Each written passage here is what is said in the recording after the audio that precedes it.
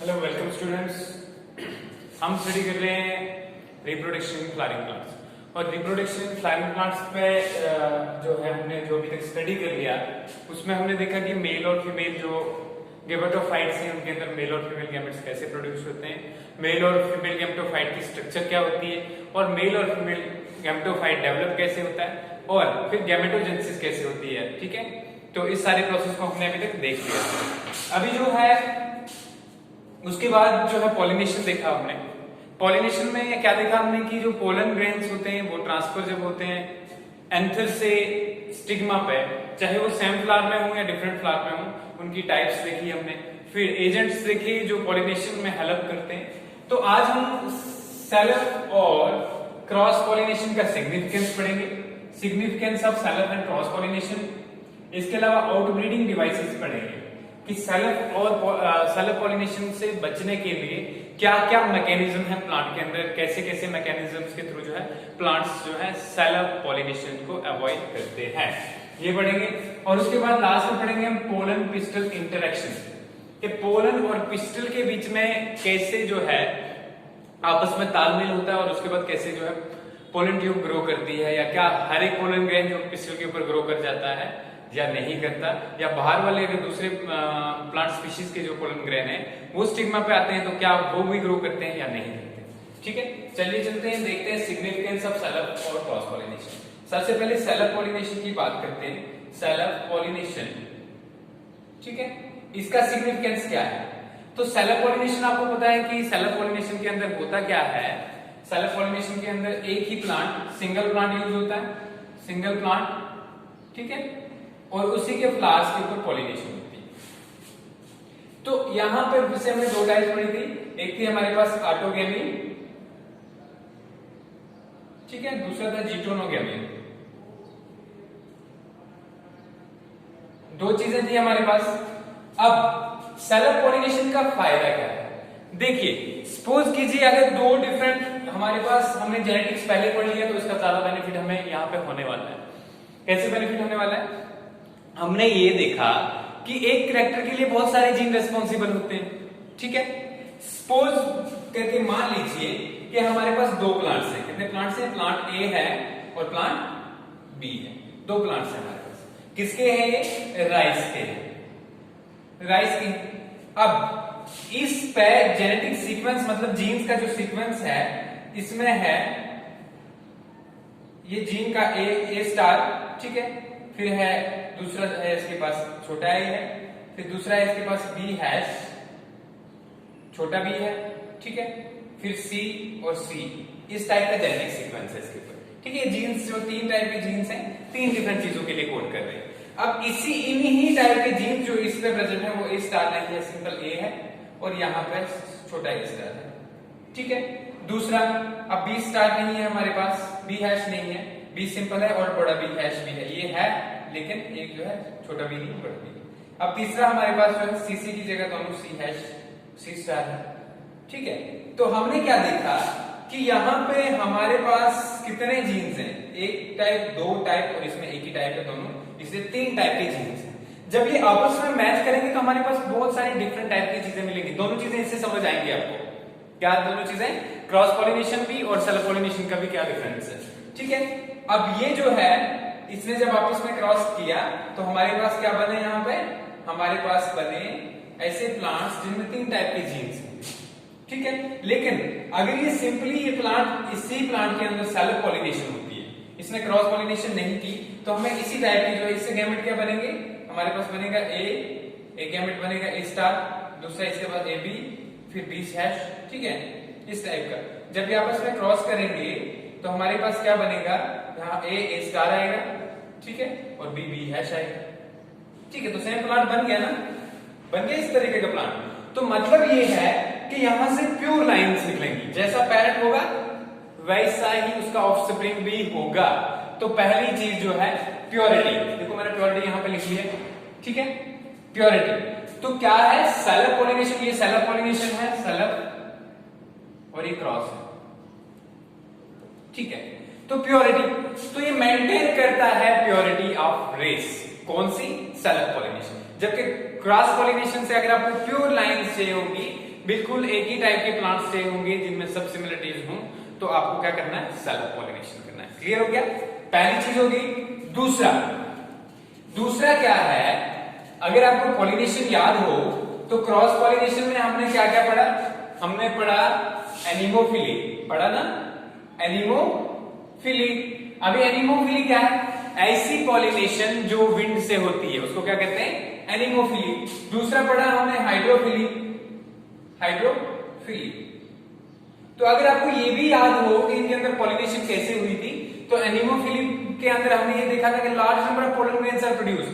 जैसे कि कैनबिस की एग्जांपल बताई थी मैंने आपको, भांग की 5 लाख पोलन ग्रेन्स प्रोड्यूस करता है एक प्लांट। कितने, 5 लाख। तो आपने ये देखा कि क्रॉस पॉलिनेशन में कितने ज्यादा जो है पोलन ग्रेन्स प्रोड्यूस करने पड़ते हैं, लेकिन सेल्फ पॉलिनेशन में क्योंकि पॉलिनेशन अपने ही फ्लावर के अंदर होती, तो 1-2 पोलन ग्रेन भी होंगे तो तब भी काम चल पड़ेगा। ठीक है, और यहाँ पे इजिली हो जाती है, वहां पे है रेंडमली, कभी जो है बाय चांस होती है पॉलिनेशन, मतलब हवा अगर पहुंची तभी पॉलिनेशन होगी, नहीं तो नहीं होगी। क्लियर हो गया, तो ये फायदा होता है दूसरा इसका। ठीक है, smaller number of pollen grains, ठीक है, small number of pollen grains हमको चाहिए होते हैं। ठीक है, क्लियर हो गया। इसके बाद तीसरा क्या है, देखिए अब जो सेल्फ पॉलिनेशन वाले फ्लावर्स हैं, ठीक है, जिनके अंदर खुद ही पॉलिनेशन होती है, उनके अंदर क्या होता है, उनके अंदर क्योंकि खुद ही पॉलिनेशन होती तो ना ही इंसेक्ट्स को अट्रैक्ट करने के लिए, ना ही जो एनिमल्स हैं जो नेक्टर उनसे जो एक्सक्रीट करते हैं उनको अट्रैक्ट करने के लिए इनको ज्यादा कोई मॉडिफिकेशन, जैसे पेटल्स बहुत सारे खूबसूरत नहीं होने चाहिए इनके, ठीक है, ज्यादा जरूरत ही नहीं पड़ती, इसलिए क्योंकि खुद ब खुद जो पॉलिनेशन हो जाती है। तो ये सेल्फ पॉलिनेशन का तीसरा फायदा है, क्या है, लिटिल मॉडिफिकेशंस। कौन सी modification, little modifications in structure of flower. ठीक है, फ्लावर के स्ट्रक्चर में बहुत कम मॉडिफिकेशंस होती हैं इनके अंदर। क्लियर हो गया, ये भी हो गया हमारे पास। इसके बाद और क्या फायदा है, दूसरा फायदा ये है कि इससे सीड्स इजीली प्रोड्यूस होते हैं। ठीक है, सीड्स बनते ही बनते हैं। देखिए अब क्या होता है, जब क्रॉस पॉलिनेशन हो रहा होता है, क्रॉस पॉलिनेशन के ऊपर जो है अगर सपोज करो फर्टिलाइजेशन नहीं होती, तो फर्टिलाइजेशन नहीं होगी तो फिर सीड्स बनेंगे नहीं, तो क्या बनेगा, सिर्फ फ्रूट बनेगा। तो ऐसे को क्या कहते हैं, पार्थिनोकार्पिक फ्रूट्स। क्या कहते हैं, पार्थिनोकार्पिक फ्रूट, जिनमें सीड्स नहीं होते, जो फर्टिलाइजेशन के बिना डेवलप हो जाते हैं। ठीक है, तो सीड्स नहीं होंगे। यहाँ पे जो है क्योंकि रैंडम है ना, अगर जो है पोलन ग्रेन पहुंचा तभी फर्टिलाइजेशन होगी, अगर पोलन ग्रेन नहीं पहुंचा तो फर्टिलाइजेशन नहीं होगी। तो यहाँ पे जो है सीड्स जो है इंश्योर होता है कि सीड्स प्रोड्यूस हो जाएं, इसमें सेल्फ पॉलिनेशन। समझ गए, ये हो गया। फिर इसके बाद जो है और क्या है, कभी कभी जो कुछ रिसेसिव ट्रेड्स होते हैं, जब हम सेल्फ पॉलिनेशन करते रहते हैं, सेल्फ पॉलिनेशन, तो उससे रिसेसिव ट्रेड्स हट जाते हैं। रिसेसिव ट्रेड्स भी फिर से जेनेटिक्स में चले जाएंगे, और जेनेटिक्स मैंने पहले बोला कि आपको अगर जेनेटिक्स आपने पढ़ा है तो बहुत अच्छे से आपको ये समझ भी आएगा। ठीक है, तो यहाँ पर रिसेसिव ट्रेड्स जो है, रिसेसिव ट्रेड्स क्या होते हैं, ऐसे ट्रेड्स जिनके ऊपर कोई दूसरा कैरेक्टर डोमिनेंट हो। जैसे करके मैंने आर लिखा, ठीक है, तो ये आर छोटा जो है ये रिसेसिव है और बड़ा आर जो है, जैसे हमने देखा था मेंडेलियन कैरेक्टर के अंदर, क्या हमारे पास जेनेटिक्स में जो है हमने प्लांट की हाइट ली थी, उसके लिए जो है टाल के लिए मैंने बड़ा टी लिया था, स्मॉल के लिए जो है शॉर्ट के लिए क्या लिया था, छोटा टी। तो ये छोटा टी क्या था, क्योंकि जब ये दोनों इकट्ठे होते थे हेटेरोजाइगस कंडीशन बोलते हैं उसको। ठीक है, जब डिफरेंट टाइप के एलील साथ में हो दो, तो इसमें एक शो करता है उसको डोमिनेट करते हैं, जो नहीं करता उसको रिसेसिव कहते हैं। ठीक है, तो ये रिसेसिव ट्रेड्स को हटाने में हेल्प करती है क्या, सेल्फ पॉलिनेशन। अब कुछ फायदे होंगे तो कुछ नुकसान भी होंगे। नुकसान क्या होंगे, नुकसान में देखिए क्या हो सकता है कि जैसे करके अगर कंटिन्यूसली इन ब्रीडिंग करते जाएं, उससे क्या नुकसान होता है।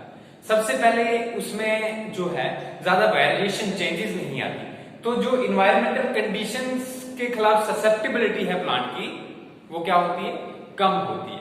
सपोज करो कि एक पेस्ट जो एक साल उस प्लांट पे लग गया, अब उस प्लांट में कोई चेंजेस नहीं आ रही, तो वो पेस्ट हमेशा हर साल उसको खाता रहेगा।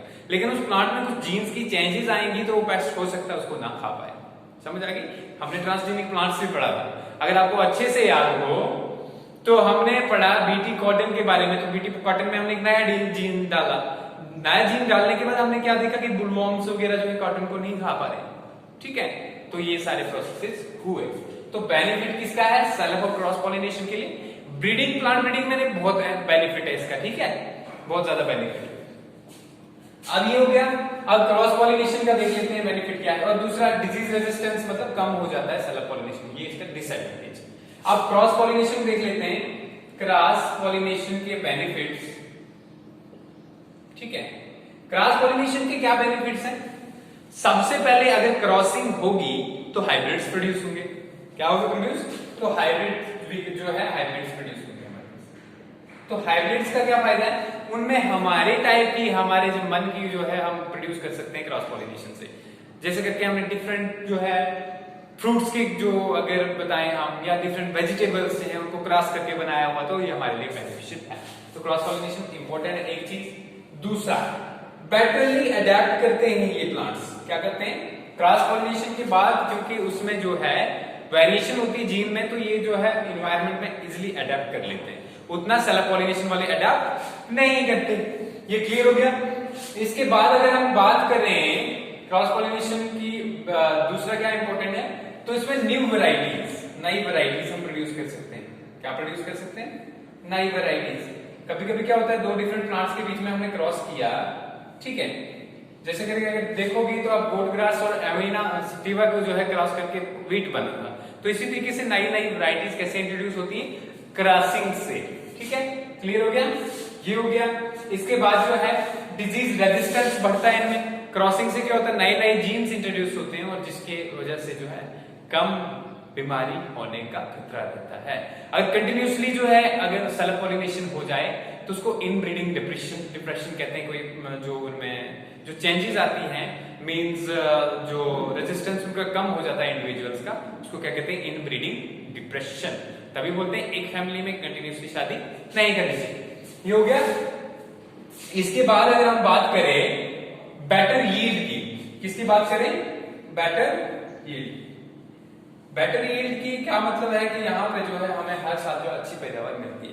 अब जब हम क्रॉसिंग, आपने देखा था हाइब्रिडाइजेशन एक्सपेरिमेंट्स में, आपने देखा था कि जब हम कंटिन्यूसली डिफरेंट प्लांट्स को क्रॉस करते हैं तो हमें बेटर यील्ड मिलती है। जैसे आपको अगर याद हो, हमने गन्ने की वैरायटीज को क्रॉस किया था, ठीक है, और गन्ने की वैरायटीज को जो है सैकरम बारबरी जो है उसको हमने सैकरम ऑफिसिनेरम के साथ जो है क्या किया? क्रॉस किया। तो ये दोनों जब हमने मिलाए तो हमने देखा बहुत अच्छा गन्ना प्रोड्यूस हुआ, नॉर्थ में भी और साउथ में, दोनों जगह पर इजिली प्रोड्यूस होता है और बेटर उसकी क्या है? यील्ड है शुगर की। तो ये जो है ये हो गया किसके अंदर? बेटर यील्ड के अंदर। तो ये क्या थे? ये थे significance of self and cross pollination. अब देखते हैं दूसरा टाइप, आउट ब्रीडिंग डिवाइसेस। थोड़ा सा इसको अच्छे से समझना क्योंकि ये फिर भूल जाएगा आपको नहीं। तो out breeding devices, out breeding devices को मींस इस वर्ड को अच्छे से समझना, ठीक है। आउट बाहर, ब्रीडिंग होता है ब्रीड करना, आपने पढ़ा हुआ है, ठीक है। जैसे प्लांट ब्रीडिंग में हमने देखा था क्रॉसिंग मोस्टली जो है, ठीक है। डिवाइसेस, ठीक है, आउट ब्रीडिंग डिवाइसेस। तो आउट ब्रीडिंग डिवाइसेस का यहां मतलब है कि प्लांट्स के अंदर नेचुरली ऐसे कौन से मैकेनिज्म्स होते हैं जिनकी वजह से प्लांट जो है सेल्फ फर्टिलाइजेशन को रोक, सेल्फ जो है पॉलिनेशन को रोकते हैं और बाहर ब्रीड करते हैं, ठीक है, और बाहर दूसरे प्लांट के साथ पॉलिनेशन करने में जो है उन हेल्प करते हैं। तो ये आगे आउट ब्रीडिंग डिवाइसेस क्या क्या है? देखिए आउट ब्रीडिंग डिवाइसेस की बात कर लेते हैं हम। सबसे पहला है कि मोस्टली कभी कभी फ्लावर्स के क्या होते हैं? यूनिसेक्सुअल होते हैं। क्या होते हैं? यूनिसेक्सुअल होते हैं, ठीक है। यूनिसेक्सुअल फ्लावर्स होते हैं। तो यूनिसेक्सुअल फ्लावर्स जिस प्लांट के अंदर होंगे अल्टीमेटली उनको दूसरे ही प्लांट के साथ क्रॉस करना पड़ेगा, ठीक है। जैसे करके आप जो खीरे वाला प्लांट जो होता है कुकम्बर, ठीक है, कुकुरबिटेसी फैमिली में आता है, कुकुरबिट्स कहते हैं उनको। तो वो जो है वो प्लांट्स यूनिसेक्सुअल फ्लावर्स प्रोड्यूस करते हैं। ऐसे फ्लावर्स, ठीक है, तो ऐसे प्लांट्स जो हैं जो यूनिसेक्सुअल फ्लावर्स प्रोड्यूस करें उनको क्या कहते हैं? डाइशियस, ठीक है, डाइशियस कहते हैं। तो यहां पे एक चीज होती है दूसरा, कभी कभी प्लांट्स पे जो है फ्लावर्स, मेल और फीमेल फ्लावर्स में डिफरेंट ब्रांचेस पे प्रोड्यूस होते हैं, ठीक है। तो ये दोनों चीजें किसको, एक ही फ्लावर के अंदर जो है सेल्फ फर्टिलाइजेशन को रोकने में हेल्प करती हैं, ठीक है। तो क्या हो गया, इसको कहते हैं हम डिक्लाइनिंग, क्या कहते हैं, डिक्लाइनिंग मींस डिक्लाइन कर लेना, ठीक है, समझ आ गया। अब इसके बाद हो गया दूसरी टाइप की जो है, दूसरा टाइप ऐसी कौन सी चीज है जिसकी वजह से जो है सेल्फ फर्टिलाइजेशन को रोका जा सकता है, ठीक है। दूसरा है प्रीपोटेंसी, क्या है, प्रीपोटेंसी। प्रीपोटेंसी का मतलब क्या है, किसी चीज का पहले ही पोटेंट हो जाना, पोटेंट मींस एबल हो जाना।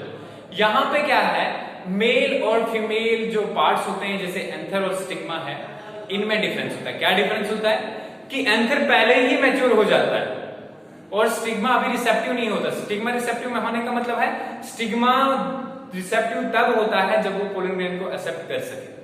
अगर उससे पहले पोलन ग्रेन उस पर गिरे तो वो ग्रो नहीं करेगा, उसके बाद भी गिरे तब भी ग्रो नहीं करेगा। जब रिसेप्टिव होगा स्टिग्मा, उसी टाइम पे पोलन ग्रेन गिरे तो वो ग्रो हो जाएगा। Clear, done.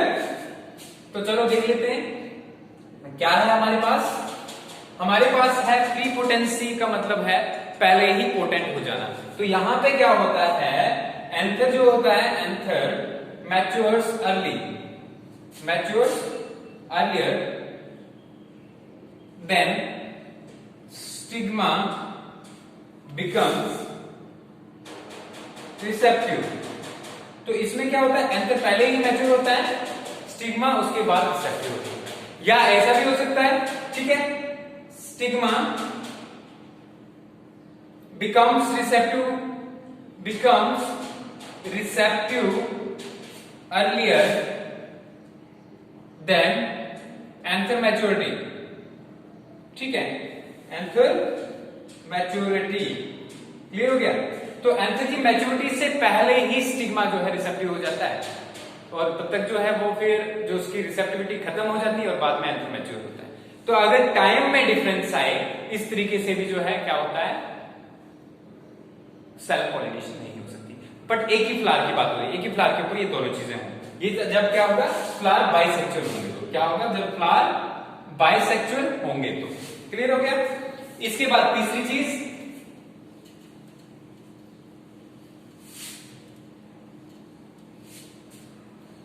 हमारे पास है डाइकोगेमी, ठीक है। डाइकोगेमी में भी यही जो है, डाइकोगेमी देखो क्या है, डाइकोगेमी, डाइकोगेमी भी ऐसा ऑलमोस्ट एक ही जैसा है। डाइकोगेमी के अंदर भी पहले एंथर मैच्योर हो जाता है, प्रोटो एंडरी कहते हैं इसको, फिर गाइनोसोम जो है पहले मैच्योर हो जाता है, उसको क्या कहते हैं, प्रोटो गाइनी कहते हैं, ठीक है।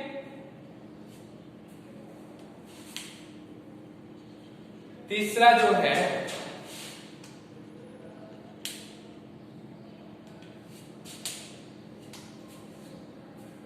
इसके बाद जो हमारे पास self sterile, self sterility, self sterility, ठीक है। सेल्फ स्टेरिलिटी के अंदर क्या है, सेल्फ स्टेराइल का मतलब ये है कि अगर सपोज करो कि एंथर से पोलन ग्रेन गया और कहां पहुंचा, स्टिग्मा के ऊपर, लेकिन वो पोलन ग्रेन वहां पे जर्मिनेट नहीं करेगा, उसको ये एक्सेप्ट नहीं करेगा, क्या, स्टिग्मा। और उसके बाद जब स्टिग्मा उसको एक्सेप्ट नहीं करेगा तो ये एंथर ग्रो नहीं कर पाएगा। अगर ग्रो करेगा तो उसकी ट्यूब जो है रुक जाएगी, ठीक है। ये हो गया। इसके बाद है हमारे पास हेटेरोस्टाइल। हेटेरोस्टाइल का मतलब है स्टाइल के जो है, स्टाइल का डिफरेंट होना। क्या डिफरेंट होना, ठीक है। मतलब सपोज करो स्टाइल का डिफरेंस होना मतलब जो है यहाँ पे कि स्टाइल लंबा हो सकता है और एंथर छोटा हो सकता है, ठीक है, एंथर की हाइट कम हो सकती है, ठीक है। या फिर जो है स्टाइल जो है कहीं और की तरफ मुड़ा हुआ हो सकता है और एंथर कहीं और की तरफ, ताकि जो है एंथर का पोलन गिरे भी तो इसके ऊपर ना गिरे, तो इसको क्या कहते हैं, हेटेरोस्टाइल, ठीक है। हाइड्रोगैमी में क्या होता है, जनरली हाइड्रोगैमी में डिफरेंट टाइप की मतलब जो है वो पॉलिनेशंस आती है, वेरिएशंस आती हैं। जैसे कि होता क्या है, अगर बात करें किसकी बात करें, लेपिटे की बात करें, इंसेक्ट पॉलिनेटेड प्लांट्स की बात करें उसकी, तो उसमें क्या होता है कि जो स्टिग्मा होता है वो जब इंसेक्ट आता है तो सबसे पहले उस पे आता है, और जब वो नेक्टर जो लेने जाएगा तो वहां पर उसको एंथस मिलेंगे। क्या मिलेंगे? एंथस मिलेंगे। और जब इंसेक्ट वापस जाएगा तो उसके साथ जो है पोलन ग्रेन चिपक जाएगा। तो यहाँ पे स्टाइल का डिफरेंस एंथस से जो है उसका जो है उसकी पोजीशन ऐसी होती है, style is placed such that या stigma is placed such that the anther of or the pollen grain of the same plant do not come in contact with this, ठीक है, स्टिग्मा। तो इसको क्या कहते हैं? हेटेरोस्टाइल हर्कोगेमी, ठीक है। हर्कोगेमी में जो है या कभी कभी ऐसा भी होता है कि स्टिग्मा जो है वो बैक रहता है, बाहर से बैक रहेगा और उसका जो है क्या है एंथर उस पर नहीं गिर सकता है, ठीक है, समझ आ गया। वो जो है पोलन ग्रेन साइड से नीचे गिर जाएगा। तो ये जो है डिफरेंसेस होते हैं, किसमें डिफरेंसेस होते हैं अलग अलग प्लांट्स में, जो क्या करते हैं, जो सेल्फ पॉलिनेशन को रोकते हैं। तो सेल्फ ये हो गया, यहां पर क्लियर हो गया, ठीक है। प्रीपोटेंसी में ऐसा भी होता है, देखो प्रीपोटेंसी में टाइम डिफरेंस में क्या है कि जो एक्सटर्नल पोलन ग्रेन है, एक्सटर्नल पोलन जो है वो जल्दी ग्रो करता है, ठीक है, grows fast as compare to self pollen, ठीक है। तो सेल्फ पोलन के कंपैरिजन में जो है एक्सटर्नल पोलन जो है जल्दी ग्रो करता है। तो ये हमारे पास क्या हो गया, ये हो गए out breeding devices. Out breeding devices में मींस ऐसी चीजें जो सेल्फ पॉलिनेशन को रोकती हैं और क्रॉस पॉलिनेशन में हेल्प करती हैं। इसके बाद हम लास्ट वाली बात करते हैं, pollen pistol interaction. Pollen pistol interaction, ठीक है। एक चीज इसमें हाइब्रिड विगर यूज हुई थी, कभी कभी क्वेश्चन में आ जाता है 1 मार्क्स की, हाइब्रिड विगर होता क्या है? हाइब्रिड विगर, ठीक है। हाइब्रिड विगर एक्चुअल में होता क्या है कि जो हाइब्रिड्स होते हैं, मींस क्रॉस पॉलिनेशन से जो भी इंडिविजुअल्स बनते हैं, चाहे प्लांट्स है एनिमल्स है कुछ भी, वो ज्यादा एडेप्टिव होते हैं इन्वायरमेंट के, वो ज्यादा रेजिस्टेंट होते हैं इन्वायरमेंट के, और वो ज्यादा एफिशिएंट और एबल होते हैं, समझे। तो इसका मतलब ये है कि जब आउटब्रीडिंग होती है, यानी क्रॉस पॉलिनेशन मानो या आउटब्रीडिंग मानो, ठीक है, जब वो होती है तो उसके बाद क्या होता है कि जो इंडिविजुअल्स नए प्रोड्यूस होंगे वो ज्यादा कैपेबल होते हैं। तो इसको क्या कहते हैं? हाइब्रिड विगर कहते हैं, ठीक है, क्लियर हो गया। अब यहाँ पे पोलन पिस्टल इंटरेक्शन पे हैं हम। पोलन पिस्टल इंटरेक्शन का मतलब ये आप समझ गए कि पोलन और पिस्टल के बीच में कैसे इंटरेक्शन होता है। पिस्टल क्या होता है? पिस्टल होता है फीमेल पार्ट ऑफ फ्लावर जिसमें स्टिग्मा, स्टाइल और ओवरी आता है, ठीक है। एक बार पोलन ग्रेन जो है एंथर के डेहिशंस के बाद वहां से रिलीज हो गया, वहां से स्टिग्मा तक पहुंचा, तो ये प्रोसेस आ गया पॉलिनेशन का। अब यहां पहुंचने के बाद जो है क्या होता है उसको पढ़ते हैं पोलन पिस्टल इंटरेक्शन के, समझ आ गई। तो देखते हैं क्या होता है इसके अंदर। एक बार जो है पोलन ग्रेन स्टिग्मा के ऊपर पहुंच गया, तो स्टिग्मा के ऊपर पहुंचने के बाद जो है यहां इसके बीच में बहुत सारी इंटरेक्शन होती है। पोलन ग्रेन की वॉल को सबसे पहले क्या करता है, स्टिग्मा जो है एक स्टिकी सब्सटेंस प्रोड्यूस करता है शुरू में, ठीक है, जिस पे पोलन ग्रेन चिपक जाते हैं। अब यहां पे एक ही पोलन ग्रेन नहीं आता, यहां पे डिफरेंट पोलन ग्रेन आते हैं, सेम स्पीशी के भी हो सकते हैं, दूसरी स्पीशी के भी हो सकते हैं। तो स्टिग्मा उसको कैसे पहचानता है और कैसे वही पोलन ग्रेन उसकी जो है उसी स्पीशी का जो ग्रो करके अंदर पहुंचता है, ठीक है, तो वो दिखाते हैं। यहां पे डिफरेंट जो पोलन ग्रेन्स आते हैं तो सारे के सारे ग्रो नहीं करते। रीजन ये होता है कि स्टिग्मा की जो वॉल लेयर होती है वो कुछ केमिकल सिक्रीट करती है, ठीक है। जब वो केमिकल सिक्रीट करती है तो उससे क्या होता है, उससे रिकॉग्निशन होती है किसकी, जो उसके ऊपर पोलन ग्रेन है। तो जो सेम टाइप का पोलन ग्रेन होगा, लेकिन मतलब क्या है कि सेम स्पीशी का पोलन ग्रेन जो होगा वो उसके बाद जो है वो उसको सिग्नल मिलेगा और वो ग्रो करना स्टार्ट करेगा। क्या करना स्टार्ट करेगा? ग्रो करना स्टार्ट करेगा। अब जनरल में होता क्या है, कभी कभी और भी पोलन ग्रेन ग्रो कर जाते हैं, ठीक है, ग्रो करते हैं, लेकिन मैक्सिमम जो पोलन ग्रेन्स ग्रो करते हैं उनकी जो ट्यूब्स जब निकलती हैं, ग्रो करने के बाद क्या निकलता है उनसे? ट्यूब्स। जब हमने पोलन ग्रेन की स्ट्रक्चर पढ़ी थी, हमने पढ़ा था तो जर्म पोर से जो है, ठीक है, उसके बाद डेवलपमेंट में इसको पढ़ा था हमने मेल गैमेटोफाइट में कि उसके दो हिस्से हो जाते हैं, एक जनरेटिव सेल, एक वेजिटेटिव सेल। वेजिटेटिव सेल जो है, इसका बाद में जो जनरेटिव सेल का कैलस वॉल हट जाता है, ठीक है, और इसकी जो है ट्यूब बन जाती है और एक जर्म पोर से बाहर आती है। जब जर्म पोर से बाहर आती है तो अगर दो सेल स्टेज पे पोलन ग्रेन गिरा होगा, दो तरीके से पोलन ग्रेन गिरता है। कैसे? एक तो जब एंथर से बाहर निकल रहा होगा उसके अंदर एक जनरेटिव सेल और एक वेजिटेटिव सेल। एक दूसरा होता है कि जब वो बाहर निकल रहा होगा उससे पहले ही उसमें जनरेटिव सेल डिवाइड होकर दो गैमेट्स बन गए होते हैं, ठीक है, तो ये तीन सेल स्टेज हुई।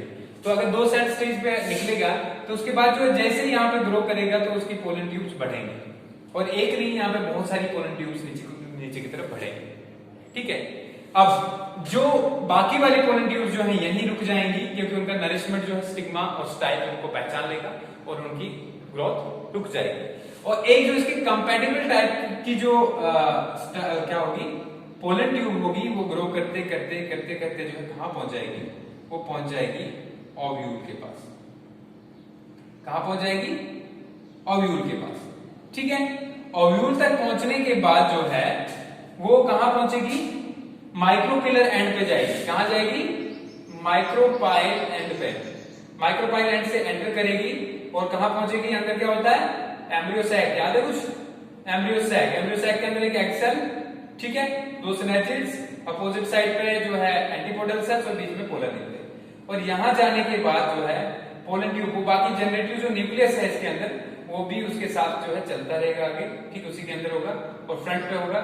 और यहाँ पे पोलन ग्रेन जैसे पोलन ट्यूब जैसे एम्ब्रियो सैक पे पहुंचेगी तो यहाँ सिनेर्जिड पे हमने पढ़ा था कि कुछ फिलीफॉर्म ऑपरेटस होता है फिंगर लाइन, ठीक है। इस फिलीफॉर्म ऑपरेटस की हेल्प से जो है उसको पहचानेगा, फिलीफॉर्म ऑपरेटस किसको पहचानेगा? पोलन ट्यूब को। और वो जो फिर उसके बाद जो है वो अंदर जाने के बाद वो गैमेट्स जो है दोनों सिनेर्जिड के अंदर डाल देंगे। इस सारे प्रोसेस को क्या कहते हैं? पोलन पिस्टल इंटरेक्शन, ठीक है। तो इट रिक्वायर्स, इसमें क्या क्या आता है? सबसे पहले रिकॉग्निशन ऑफ पोलन। क्या आता है? Recognition of right type of pollen. पहला आ गया रिकॉग्निशन, पहचान होती है, ठीक है। दूसरा हमारे पास जो पहचान में जो है बहुत सारे केमिकल्स क्रिएट करते हैं और आपस में इंटरेक्ट करते हैं। दूसरा आता है growth of pollen, growth of pollen, ठीक है। तीसरा जो है elongation of pollen tube, elongation of pollen tube using nutrients from style, ठीक है, न्यूट्रिएंट्स फ्रॉम स्टाइल। तो पहले पहचाना जाता है इसको पोलन ग्रेन को, उसके बाद ग्रोथ होती है पोलन की और उसके बाद इलोंगेशन होती है। तो पोलन पिस्टल इंटरेक्शन में ये तीन टाइप की जो है चीजें होती हैं। अब हम जो है इसको कंक्लूड करते हैं generally. What is there? We are having reproduction in flowering plants and we are studying three things, that is significance of self and cross pollination, orbiting devices and pollen crystal interaction. In significance of self and cross pollination, we see that in self pollination we have many benefits as we can produce pure line, we can produce clones, we can produce similar plants, we can avoid the loss of some genes, okay. And we have also another type of significance, that is some recessive traits are eliminated, okay. There are little modification possible, ensure seeds production, and that is small number of pollen grain is required. This is the significance of self pollination. Now cross pollination, it has a good adaptability, means the hybrids produced have good adaptability to the environmental conditions and they show hybrid vigor, that is enhanced significance, and then new varieties are introduced through this cross pollination, and then disease resistance is also possible through this, okay. Now outbreeding devices, and outbreeding devices what we have certain modifications in plants, certain significances in plants that avoid the self pollination. And in outbreeding devices we have many things such as stigma and style are produced at stigma and style not, stamens and pistils are produced at different times. This is one thing. Another thing is that self pollen is not able to grow, that is self incompatibility or self infertility, that is the thing. Then we have digogamy, that anthers are produced before and styles are produced afterward. Then another is that when style, that is pistil, is produced before the anther and it matures before the anther. This is second thing. Then there is prepotency, that self pollen is growing slower as compared to the foreign pollen. and then we have heterostyly, that is there is difference in the structure of style, so that the cellular pollination could be avoided. Such as style may have longer, style may be longer, so that the anthers do not reach up to that height, or style may be in the different side and the anthers on the other hand. Okay, then is halcogamy. In halcogamy we have certain modifications, such as in some cases the stigma is back, whereas in case of these what are these known as different plants, we have certain means modifications, such as stigma is bended on the other side and this anther is on the other side, so that there is no transfer of pollen between these two. That is all about this. We will be studying fertilization, in which we will study double fertilization, that is the most important topic, by tomorrow. Okay.